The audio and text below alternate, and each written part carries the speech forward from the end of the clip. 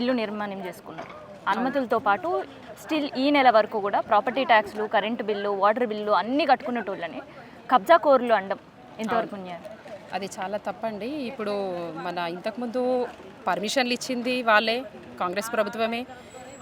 Municipal ట్యాక్సులు కట్టుకున్నారు, municipal water బిల్లుతో సహా అన్నీ కట్టుకున్నారు. ఇప్పుడు వచ్చేసి ఇది దౌర్భాగ్యమే అండి.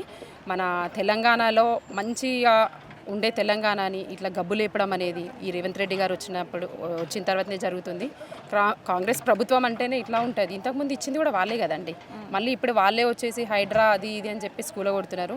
ఇది చాలా పేద ప్రజలకు అన్యాయం చేస్తారు, అన్యాయం జరుగుతుంది.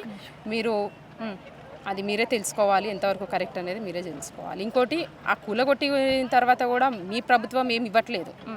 మళ్ళీ అదే కేసీఆర్ గారు కట్టించిన డబుల్ బెడ్రూము, కేసీఆర్ కట్టించిన ప్రభుత్వంలో ఉన్నప్పుడు హయాంలే అన్నీ మీరు వచ్చేసి ఓపెనింగ్లు చేయడము అవన్నీ జరుగుతున్నాయి. మీరు స్పెషల్గా చేసింది అంటూ ఏం లేదు ఇప్పటివరకు. అయితే మూసీ సుందరీకరణని ప్రతి ఒక్కరు స్వాగతిస్తున్నారు, కానీ రాష్ట్రంలో దీనికంటే మించి సమస్యలే ఉన్నాయి. అటు రైతులు కావచ్చు, విద్యార్థులు కావచ్చు, కాంట్రాక్ట్ ఉద్యోగులు కావచ్చు, ప్రభుత్వ ఉద్యోగుల వేతనాలు కావచ్చు, ఇప్పుడు ఇన్ని సమస్యలు వదిలిపెట్టి కేవలం హైడ్రా మాత్రమే ముందేసుకోవడం ఎంతవరకు రైట్? మరి అదే అండి, అదే జనాలు చూస్తున్నారు, ప్రజలు చూస్తున్నారు. ప్రజలే మళ్ళీ తిరిగి బుద్ధి చెప్తారు.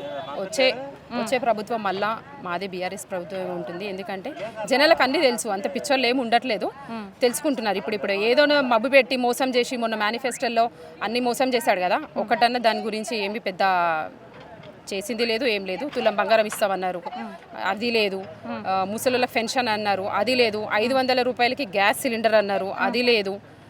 ఇంతకుముందు కేసీఆర్ గారు ప్రభుత్వం ఉన్నప్పుడు కళ్యాణ లక్ష్మి కావచ్చు, ఎన్నో బతుకమ్మ. ఇంకోటి ఏంటంటే బతుకమ్మది కూడా అండి ఎంత నీచం అంటే, మొన్న చీరలు ఆడవాళ్ళు కట్టుకునే చీరల గురించి కూడా దాని గురించి పెద్ద అది చేసి చీరలు ఇవ్వకుండా చేశారు. ఇది కాంగ్రెస్ ప్రభుత్వం పాలన.